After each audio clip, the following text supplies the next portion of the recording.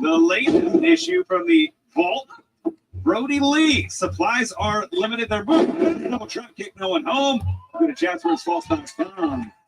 And that line continues. Nigel McGinnis, Jerry Lynn just announced. When are you getting your figure, Caprice? Bro, I want to know when Athena's getting hers. What's up, guys? I wanted to try this. As long as reigning champion, most defenses. We are basically almost going to start this as kind of a watch along at first.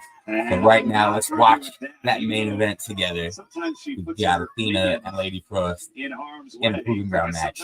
I've been saying forever, Proving Ground matches need a timer. For anyone keeping score, this match started around 8:41. If it gets to 8:51, potentially that would mean Lady Frost won. She doesn't actually have to win this match. This is just a Proving Ground match. The gymnastics that she's been able to do with wrestling.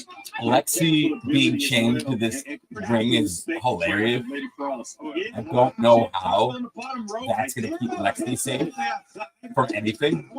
I mean, theoretically, if a bee was in the arena right now, Lexi would be fucked. I mean, I guess not fucked.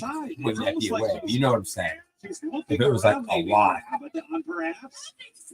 Oh, okay.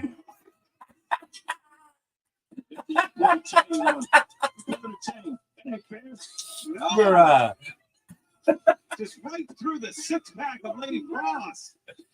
Lexi really is the MVP. That was awesome. Things that go bumping. Goodness. That looks so funny. And Chris Jericho isn't the #1 movie in America right now. It is a horror film, but Athena certainly living her own horror as of late. I mean, Athena's so I don't know good. if I can stand the train. The Abaddon is in. I'll wake up immediately.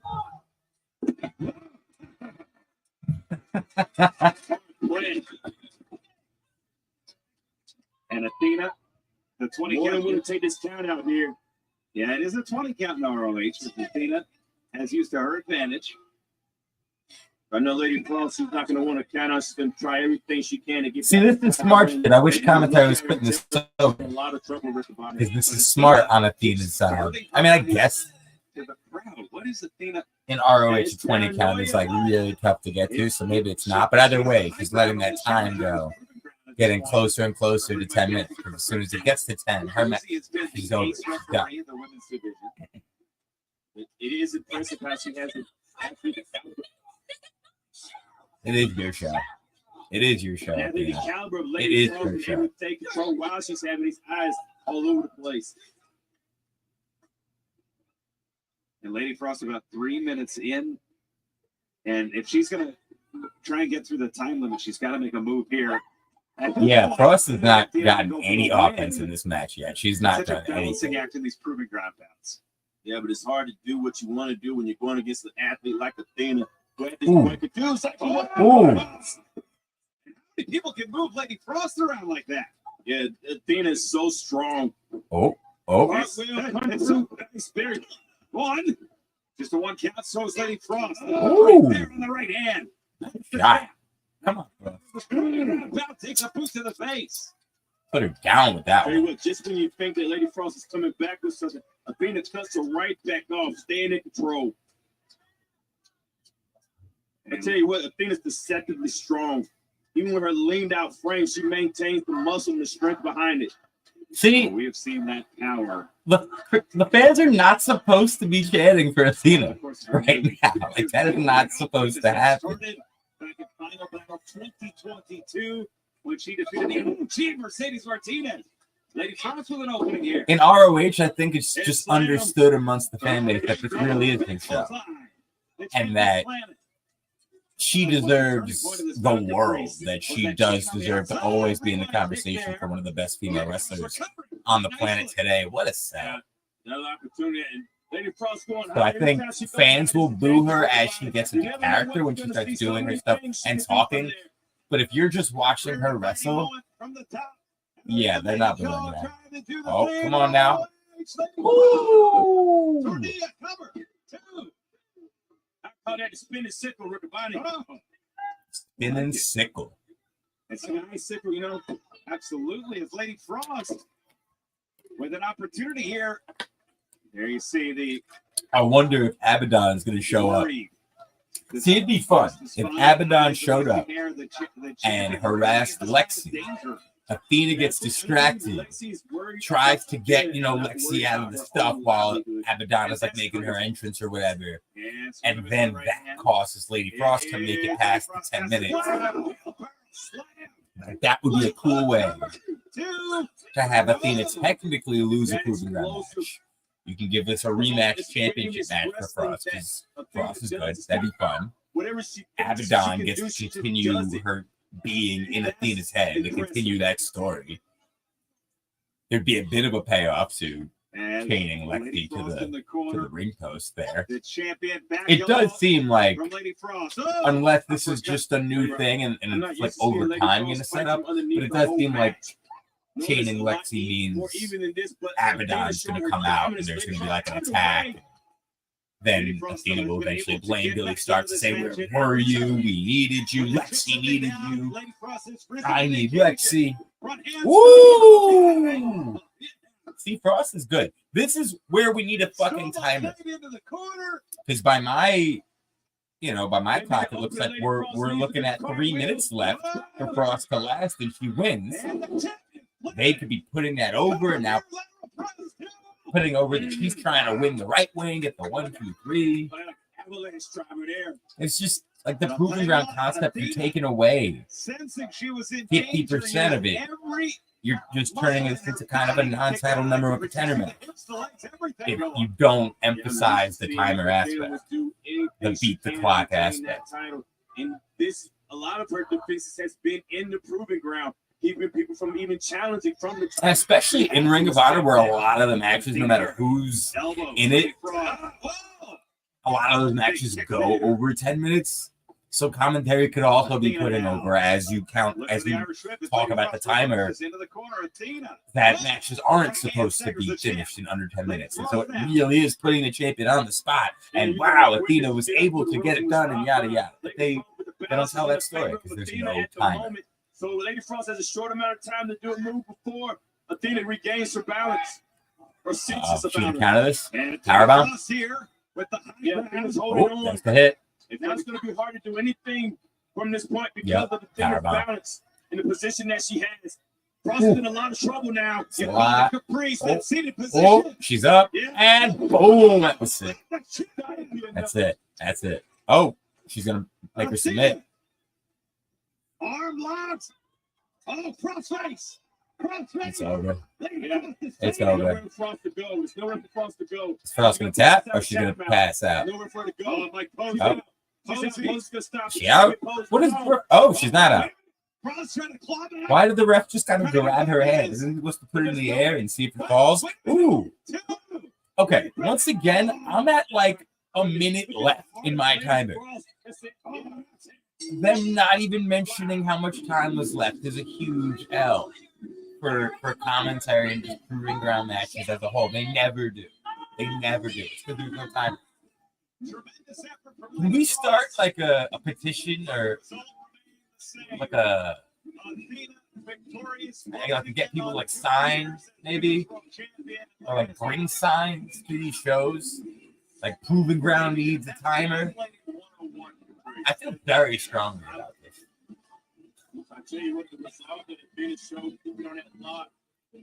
Okay, she's got her off the leash. She's bringing her into the ring now, or still on the leash, but she's not chained in. You got to fix it too. She has to go all the way under. Wow, see, look at Lexi on the spot. What's Lady Frost? Looks like she was talking to the camera. Why would you attach somebody to your body while you're still planning on kicking someone's ass? Doesn't seem like it would be convenient for anyone, really. Unless she's setting up Lexi to hit her. Oh, here comes Abaddon.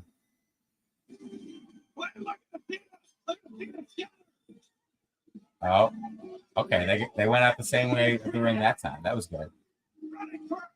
What's going to happen? They are chained to each other, so it's not like Athena can abandon her, but I don't know if she knows where. What the heck was that? Oh, we don't see Abaddon. We just the music, just to highlight. Okay. I mean, I appreciate that they continued something with Abaddon and were able to inject a little storyline at the end of that show with by just showcasing how much Abaddon is still in her head. And then the payoff, like I said, if my guess is they're going to continue this ridiculous chain and then attach her to the post every time Athena has a match. Maybe even they'll start doing it for Billy matches, even though we didn't see Billy out there tonight.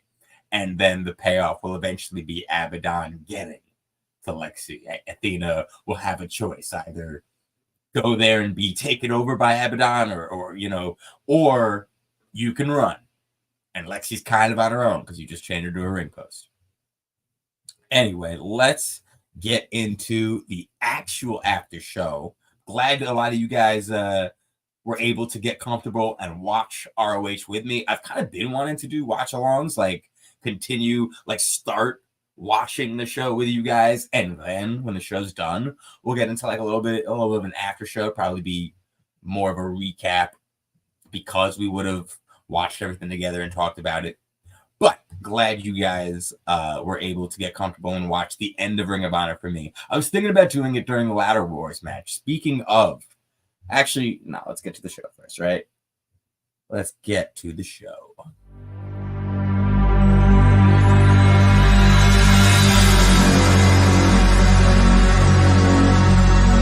Ladies and gentlemen, the show is about to start in 10, 9, 8, 7, 6, 5, 4, 3, 2, 1. Not just smart, they heal Mars. They're not just smart, they heal Mars. They're not just smart, they heal Mars. They're not just smart, they heal Mars. Did that even work? I feel like that whole video was fucked up. But either way, ladies and gentlemen, fans and friends, I am back. Once again, we just finished watching Ring of Honor, and now it is time for Mark of Honor. I want to start this show the same way I started the last show, which is, of course, reminding you guys that Danielle is trapped in captivity yet again. She will hopefully be back with me next week. But for tonight, it is your boy Brady, one half of the Heel Marks, the custodian of charisma and the ophthalmologist of optimism. I am here to talk about what was an episode of Ring of Honor. They gave us a little bit, but they really didn't give us much in the storytelling department. A lot of the usual suspects that do have current storylines going, current feuds, or just get mic time on a regular basis were conspicuous by their absence. They were not here tonight. For the third week in a row, ROH did continue their trend of, for no real reason, showing us kind of just a random old classic Ring of Honor match. This time, once again, they did not have, the match they chose was from 2018. So Riccaboni and Caprice already called it, so there was no point in having them recall this one. So they just went right into it. Once again, it's just, to me, I just don't understand. And listen, I saw SP3 was tweeting about how great it was. He was happy that this was the match they chose. He was there live for it. This was a great show. Ring of Honor was really killing it and had even more of a bright future in store for it the next few years. So, or the next couple rather. But yeah, Ring of Honor really was killing it at that point, and that show, that match was dope. I think it's just insulting because you're doing it right in the middle of your show here. Why? Could you imagine? Because once again, I'm comparing this show to every other show there is on television every week. I know AEW just considers this their fourth show. This is their non-TV airing show. I get it. But I'm here as a viewer who pay monthly to be able to watch this every week. So I'm comparing it to everything. Could you imagine if every Dynamite they just showed you a classic Dynamite match, if every Raw they showed you a classic Raw match, if every SmackDown they showed you a 20-minute Rock promo, you guys, no one would stand for it. It would not happen. It would be ridiculous. So I definitely don't want this to continue being a trend. It seems like it is a trend. My guess is they're committed to it next week too. Probably just make it a month, and then hopefully they realize. Hopefully, I'm not in the minority. I mean, that's really my hope. And the biggest thing I had a problem with it this week was the fact that the reason why they chose this match, the Ladder Wars match, was to promote the big Ladder Wars match we have coming up between Mark Briscoe, the ROH champion, defending it against Chris Jericho. However, would that match ever happen on ROH TV? No matches that mean anything to the company happen on this show. This is the Sunday Night Heat for ROH, and they just sprinkle their actual show across the other AEW shows. So the fact that Mark Briscoe, who's rarely on this show anymore, and Chris Jericho, who I doubt has a membership to even watch this show, we're promoting their rematch, which of course is going to happen on AEW Dynamite. So for the record, if anyone wants to know if this match means something, and if Mark Briscoe could potentially become champion, yes, it does mean something. And Mark Briscoe very well could lose his championship. I'm sorry. But you only know that because it's not happening on ROH TV. It's happening on AEW Dynamite, their A1 show. So tune in to another show which doesn't even share the letters ROH to see if your ROH champion will actually still be ROH champion next week. So I think that's another reason that just it pissed me off. And I just think doing it right before your main event is very insulting. And this week, and I've been saying, like, if you're gonna do it, maybe don't hold your main event, your championship match, your whatever match hostage. Because maybe people are just kind of like, okay, this is a fun ROH classic match, but I'm actually done. That's fine. I don't really need to see what Serpentico is going to do tonight. So you could do it that way. It almost feels like they kind of did do that way this week without actually doing it, because the match that I thought should have closed the show, and this is going into it not knowing, what's happening. I'm seeing what ROH is putting out, right? I'm on the presser, and I'm seeing that, and we rarely have this, but we had ourselves a number one contenders match tonight. So I'm like, that should main event. But they had that go before the recap show match, the 30-minute match. And then you were only like, the only thing keeping you to watch through it, if you decided I don't really want to do this right now, is Athena in a Proving Ground match. So it's kind of like they let the girls out to dry a little bit. Once again, that's assuming I'm not the only person that feels this way. I hate the manipulative shit, and that's how I feel about it. But let's get into the match. I mentioned Serpentico. He was the opener tonight, him and Angelico. Listen, I really like this team. I just wish AEW and or ROH knew what they had with them and actually wanted to do something with them. Like present them as characters. Let them constantly showcase, because these two in particular are not just great wrestlers. They are, but they have fully fledged out characters. They're fully 100% in them during the entrance, during the tags, during the match. Like, everything is 100% on. So, you can give them matches with enhancement talent like this, but their characters would be able to constantly, and it's like they do, but ROH doesn't do it. You know what I mean? They're doing it in spite of ROH, which is the weirdest but most accurate way I can put that. Do you guys know? I feel like it's not a secret, because Google, and when I say Google, I mean if you literally just type in Serpentico and Google him, it'll tell you who he is. So who's under the mask is not a surprise. However, I don't hear it talked about. I don't think most people know it. And as much as it would be fun to just be like that guy that tells you guys all, I almost feel like that's wrong. So I'm not going to say who it is.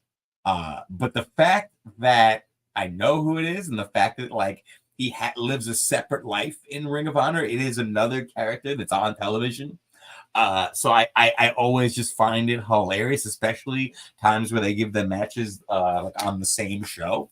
So I just have so much respect for Serpentico. And then Helico is one of my favorite people from Lucha Underground. So I really want the best for this tag team. And over the past month or two, they've kind of, I don't want to say momentum because I think that's exaggerating, but they've kind of got them on the right side of things. In the case of, you know, they were able to finally get Serpentico's mask back. They finally ended that feud with Maria's boys. They finally started winning other matches that even got Angelico a title shot. So, like, they're on the right track now. Now just give them a story. Give them some mic time. Let's get some more. Speaking of story, speaking of mic time, and speaking of something that I have been calling. I remember, I wish Danielle was not trapped in captivity this weekend. This week. I wish she was here today with me to talk about this. Because I remember she was like complaining about like, why is this still going? Or why haven't they done this yet? Why haven't they fought each other? Yada, yada. And I've been predicting it since I think week 2, maybe even week 1. But I definitely didn't call it week 1. But I do remember like maybe week 2 starting to be like, oh, I think they're actually going to put these two together. Like, I think that's what it was. Harley just seemed like she was actually not, like, it reminded you back to high school or like junior high school where like, yes, some people are being bitchy or being assholes, but they don't actually realize it. And it is actually just how they talk to people and how they're actually trying to make a friend. Maybe this is even younger than junior high school, but you guys know what I'm talking about. So that's what I've been getting with like Harley and Rachel. And like when Harley lost that one week, Rachel came in and was like giving her stuff about it. It didn't feel like Rachel was doing it so mean or even that she was taking serious. Like it almost kind of felt like, you know, she had time to play with her like that. You know, she was like, oh, well, you were messing with me. So now, come on, you can do it, Harley. So it's never really been like these two hated each other. I don't know if there were reasons for Rachel to like Harley at first. Harley was definitely coming off a little unlikable. She was feeling herself a little bit. She was coming, I think she came in like a hot 2-0, something like that. So, meanwhile, the vet Rachel Ellering was dropping L's. So I could see, you know, it's fun now that it seems like these two are ready to be on the same page. These two are ready to be friends. I don't know if that means that next week we're getting like a tag team match or if it just means that their interactions will just be more positive. I wouldn't mind seeing them continue to be in singles matches, but maybe now be ringside and actually helpful. I don't want to be this to be a thing where Harley accidentally costs Rachel matches and then it just goes predictable. Like, I want to see this odd couple friendship really, like, this is the type of shit that I find very entertaining. Like, these type of polar opposite personalities that come together to make entertaining wrestling television. Like, in the past, there have been so many good ones, and I want to add these two to our list. I definitely want to add Yuka Sakazaki to our list of women that we see regularly on Ring of Honor, not just because she's awesome, but her theme song is so catchy. Like, don't get me wrong, that theme song is catchy, and I kind of think I like it. I also feel like if you ever wanted to torture somebody, you would make them listen to that song just nonstop for an hour, and they would tell you whatever it is you wanted to know. They would plead to anything you wanted them to.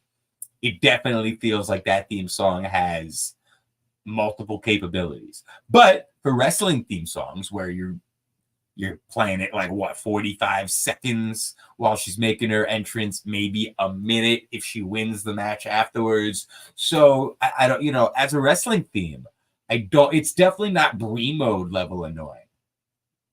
So I'd love to know your guys' opinions on that, but I'm Team Sakazaki as far as the ROH theme goes, and really just as far as she goes. That finish was sick. Viva Van gets better. She did have a bit of a hiccup.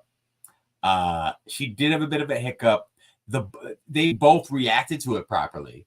Like Viva Van took a hard fall, so she's kind of like, all right, I'm staying down. You might as well just pin me, and we'll get a 2-fall out of this, because that did it got the reaction that should also. Like the fans were like, oh, and then Rick and Bonnie and Caprice, they're quick to point out that it's a high risk maneuver for a reason. So I, listen, botches, I hate the term botches. Like, it is what it is. You know what I mean? Like, if two people are fighting and you do try to run, when a running back falls, did he botch that run? You know what I mean? Eventually you're going to fall. Eventually you're going to slip. So I don't mind it too much. This match was fun for me. Another thing fun for me, I was happy we got to hear from Brian Cage, even though this was pre-recorded. I think it was already aired. But I would appreciate seeing him on the show. I literally tweeted, for anyone who didn't catch AEW Dynamite this week, Brian Cage is with the Don Callis family now, which marks the second time the Don Callis family has been in ownership of the ROH TV title. First was Kyle Fletcher. Kyle Fletcher was not really seen with Don Callis as much during that time. He was there, but there were other players being highlighted more, and Kyle Fletcher was able to do a lot more time here at Ring of Honor. So I tweeted as soon as that reveal happened on Dynamite, I really hope that Brian Cage being with the Don Callis family doesn't mean we once again have an ROH TV champion that won't show up to ROH TV. Because I've been campaigning for months that Brian Cage will be a great ROH TV champion, perfect candidate. They weren't doing nearly enough with him. There's so much to do. So him as TV champion, this can breathe new life to not only the TV title, but to the show as a whole.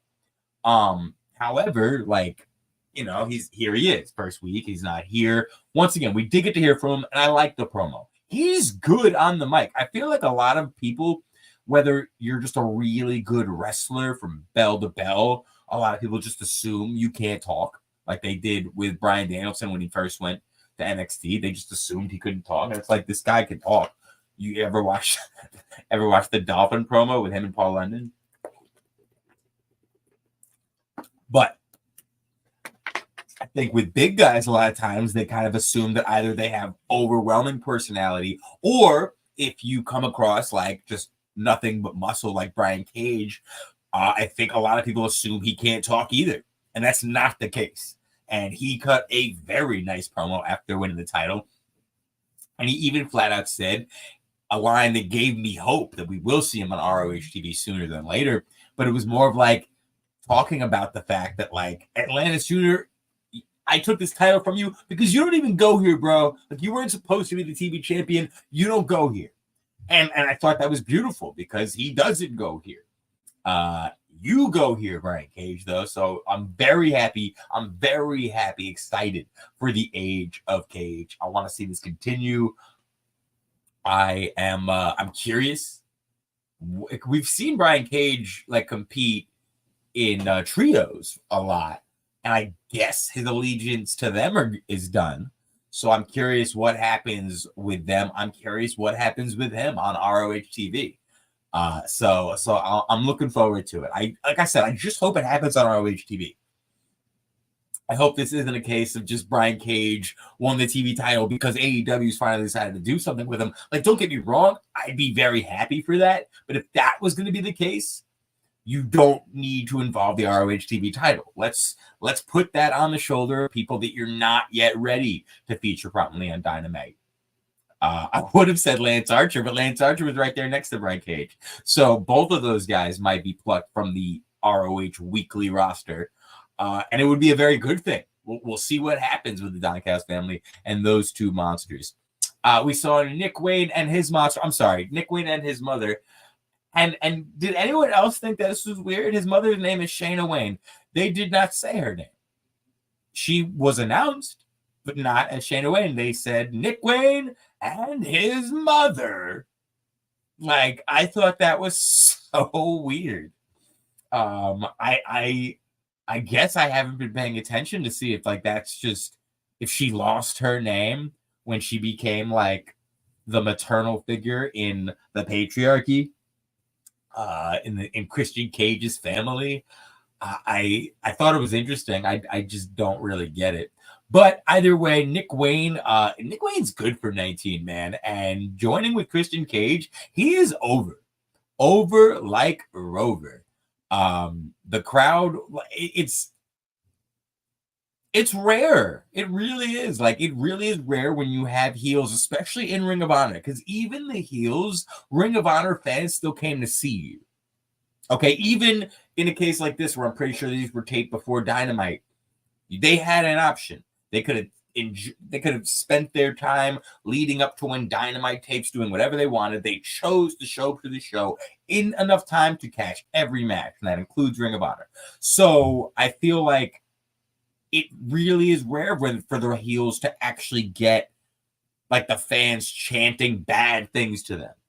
You know, like booing is one thing, but when you're actually chanting Nick Wayne sucks, Nick Wayne sucks, Nick Wayne sucks, like you're actually like, you know what I mean? And especially when they're facing a local talent that a lot of those guys might actually knew. And maybe that they wanted to chant go, Cook, go. But nope, Nick Wayne sucks. It doesn't happen all the time. So Nick Wayne is over. I want to see Nick Wayne on Ring of Honor more often. Because he's on AEW TV every week with Christian Cage and them, but he doesn't get the reps in as much. And even if he does get them on AEW, he can't get them consistently with the dubs. He can't get the wins consistently enough to actually get reps in, as I said, but also gain in-ring credibility while you're doing it. Ring of Honor is the perfect place for him. And he can kind of, plant that Christian Cage, that patriarchy flag here in Ring of Honor every week. He can get more reps as well, his mother. More reps in a managerial, just being on the sidelines. Maybe she starts clawing people's eyes out. Maybe she actually starts interfering. But he didn't need her in this one. This was a clean win for him. And once again, ROH is one of the rare places you're going to see that for Nick Wayne. He needs that. Tonight's matches were, I think, almost entirely enhancement matches. 2 matches, I think, were not enhancement matches. Every other match really was. And this match is one of them. Nick Wayne is the type of guy that needs enhancement matches. They're perfect for him. And because then, and Ring of Honor does this very well, but it's a good thing for him to carry over on AEW TV because he's there every week. He'll have a winning streak. And yes, I'm saying it that way because I'm channeling Major League. If anyone remembers that quote, we just won a game. If we win another, that's called 2 in a row. That is called a winning streak. So yeah, I'd like to see Nick Wayne's winning streak continue. Another act that needs a winning streak, and it needs to continue, and it has to happen on Ring of Honor, MXM Collection. These guys are stars. Absolute stars. They get the business better than most. These guys do not take themselves seriously, but they know what works. They know how to connect to an audience. They know how to garner reactions. And some of them are just mental reactions, the things they make you think, the places they take your mind. They're so fucking good. And this act that they have created and that they have cultivated and made something truly special. And yes, I know WWE created, it's in its original incarnation, but they've taken it and they have made it their own. WWE didn't tell them to touch tips. You know what I mean? And the fact that that's every tag, then not once do you see them tag. It's tips, tips, tips. The code of honor must be adhered to. Are their hands out for the handshake? Nope. Tips out. Tips out. And AEW and Ring of Honor, this is the place for the MXM collection to get over. Mark my words, they will be so over. I'm talking Scissor Gang. I'm talking the Acclaimed and Daddy Ass level over. The entire fucking AEW fan base is going to be touching tips by the end of 2025. Mark my fucking words. They're so good.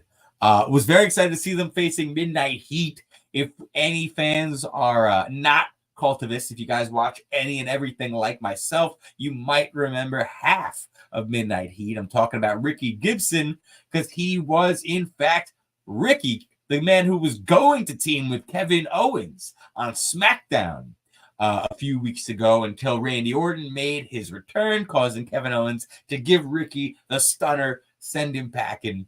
But Ricky made his way over here with his tag team partner, the Midnight Heat. This was a fun match. This was a good one. I would like to see Midnight Heat make more appearances. That's one thing I love about Ring of Honor. The fact that, like, don't get me wrong, they don't do this all the time. Sometimes they'll have tag teams and, you know, they're going to give them enhancement matches. So they kind of just give them different people. For example, the opener, Ren Jones and Derek Dillinger.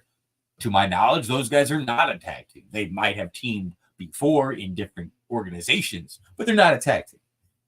In this case, Eddie Pearl and Ricky Gibson are a tag team. They are Midnight Heat. They had matching here. They tore the world together. So I love that ROH does regularly get, whether it's local tag teams from the area or whether they just are plucking different indie tag teams and are kind of like, hey, can you make this show here? Can you come here and do a couple gigs with ROH? I love when they bring actual tag teams in, because it feels like more of an opportunity for them, right? Yeah, they're enhancement talent. They're here to get MXM collection over, more over than they are, and here to enhance their act, allow them to show off their moves. At the same time, it gives them a chance to showcase what they can do together, what the tag team is of Midnight Heat. So I love that ROH does give attention to those acts and does it all like that. Excuse me. Really love the finisher by MXN, especially since I don't know if it was just, it looked like they put some extra sauce on that one tonight. They made that finisher a little extra spicy on this one. And MXM has shown multiple times over that they have everything it takes. They can get serious with it. We just saw them do that last week. Get serious for their pay-per-view match, bringing in Rico to take on the Acclaim. Like we saw them enter another chamber, if you will. We see them get silly. We see them touch tips. We see them do or I don't know if it was a commercial or for an Instagram that I seen, but they it looked like somebody was doing something and he turns around. I'm showing my fans how to brush teeth. You know what I mean? So all those things are possible. I just literally the sky is the limit with MXM collection. So I just hope they keep it up. AR Fox and Jake Cartwheel. It's so funny because when I saw this match announced, I'm making my notes, and I make my notes in prediction form. So originally, as I'm putting this note in that you guys see right there on the screen, the note said Jack Cartwheel defeats AR Fox, because they don't do shit with AR Fox. And not that Jack Cartwheel gets regular wins on Ring of Honor, but it just didn't feel like I said, they don't do shit with AR Fox. And I'm pretty sure Tony Khan is still mad at AR Fox from what happened when they first brought him in and he didn't know that he couldn't leave the country. So I think Tony Khan holds a grudge. I do. Then I remembered it like midday, or either that or I saw an Instagram post that reminded me. I was like, oh, it's AR Fox. He's taking on Ricochet this Friday. Or no, it's not on Rampage. I think it's Collision. So Saturday on Collision. So then I had to come in and change the notes. I'm like, okay, they're going to give AR Fox a win because they haven't given us any reason for anyone to think he could take on Ricochet right now. I still don't really know if this was enough because they gave him Jack Cartwheel. If they would have given him an enhancement talent, or even like John Cruz, who we'll talk about in a bit because he had a match, then I'd be like, okay, because then it would be more highlighting AR Fox as the threat that he is, as the Arsenal specialist that we haven't seen in a while because he doesn't get wins anymore. You know, somebody who could be on Ricochet's level. He could totally be presented that way. And I think they wanted to do that with Jack Cartwheel, which is why they gave him them, because Jack Cartwheel and AR Fox can have a similar match to a Will Ospreay and a Ricochet. With that said, what we got was a competitive match that could have gone either way. However, Ricochet hasn't looked weak against anybody. They just had him go toe-to-toe with Takeshita and Will Ospreay. Will Ospreay didn't beat him. Takeshita didn't pin him. So, you know what I mean? Like Ricochet, they're presenting him with guys that they're also presenting in AEW as some of the best in the world. Some up-and-coming talents. These are future world champions for 2025, very possibly. All three of them. AR Fox, once again, has not been presented as anything. Tony Khan's still mad at him. He doesn't give him wins. So giving him a hard-fought win against someone that also isn't regularly showcased on Ring of Honor, I think it's just, you know, it's half-assing it. It's half-assing it. That's what happened. With that said, this match was fire, as it's supposed to be. These guys are dope. I'm butthurt about it because I'm a big AR Fox fan. And they're wasting him. And he's not a spring chicken. So Tony needs to get over his shit. And let's push AR Fox to the moon and bring in the Skulk, please. Bring in the fucking Skulk. Please tell me. Yes, let's get it. Let's get the Skulk in for AR Fox because that act is money. If anyone remembers going to Evolve shows back in the day, when they used to do them in like La Boom and, you know, when Evolve was all over, like AR Fox and the Skulk was the most over act there. People came to see them. And the Skulk was mostly at the time made up of his students who were still very much learning. Not that that ever changes. We're all learning. But his students have been on TV. Now they're a lot better. They're a lot more refined.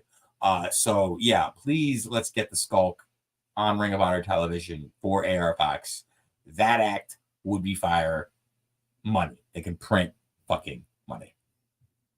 Let's talk about the fact that Atlantis Jr. no longer has his TV title. They had to give him a strong win. They did so against John Cruz this week.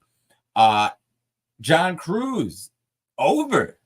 I love when John Cruz is getting reactions like this because John Cruz is like an unsung hero of Ring of Honor. He rarely gets wins, and in fact, he rarely gets entrances, but he got an entrance tonight. And I don't know. I don't remember off the top of my head if this was like the first time we've seen John Cruz get an entrance. I hope not. But at the same time, it was very funny because if you go back and you watch this entrance, he turns around so he can see his name. He's like, hey, that's me. That's me, which is very much something somebody would do if they typically don't get entrances. If typically their videos don't get played, if typically their music is not played. So it came across like this very well could have been the first televised Ring of Honor entrance for one John Cruz. Atlantis Jr. with the decisive win, though, one courtesy of the Frog Splash. And Atlantis Jr. did something I love. I wish more people would do it. But he talked into the camera and called out Brian Cage. Brian Cage, you have my title. I'm coming to take it back. Brian Cage, I will be champion soon. You will not be champion for long. So it was small, it was short, sweet, but it's everything I need.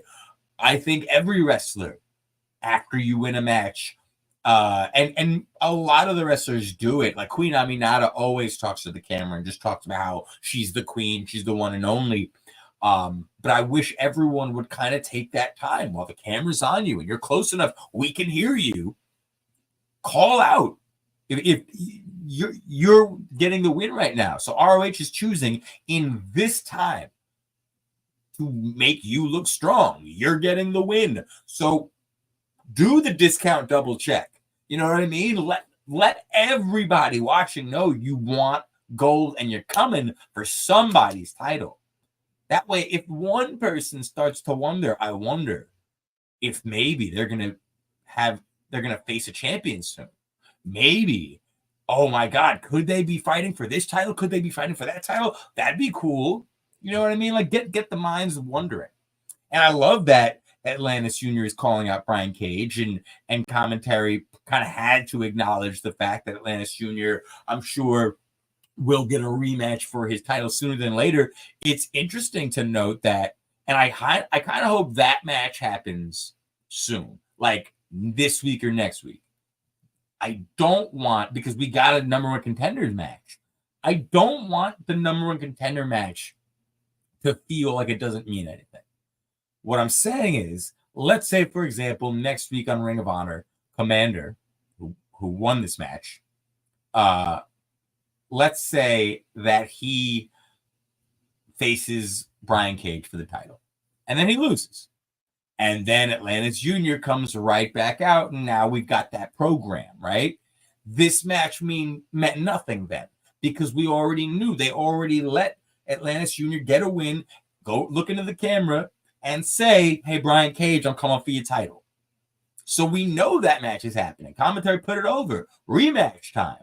Give me that rematch first, and then Komander, who earned his spot, who earned his shot, Komander, who is now the number one contender, can kind of sit back and see who's going to face me.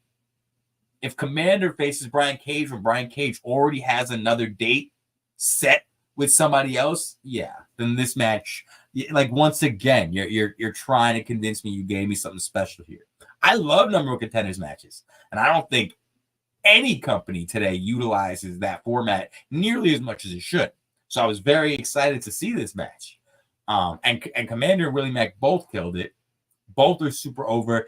Komander, that shooting star was bananas.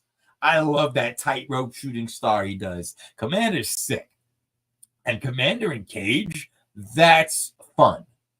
But if Komander is the setup for Atlantis Jr., then it's just obvious what you're doing to us. You're just giving us a luchador so to kind of give us the appetizer.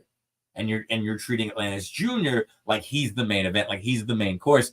Once again, to quote Brian Cage, to quote Mean Girls, he don't go here. Okay? Komander does. I see Komander on Ring of Honor television way off than I ever did Atlantis Jr. Same as Brian Cage. So give Atlantis Jr. his rematch, get that out of the way, and then let's let Komander and Brian Cage loose.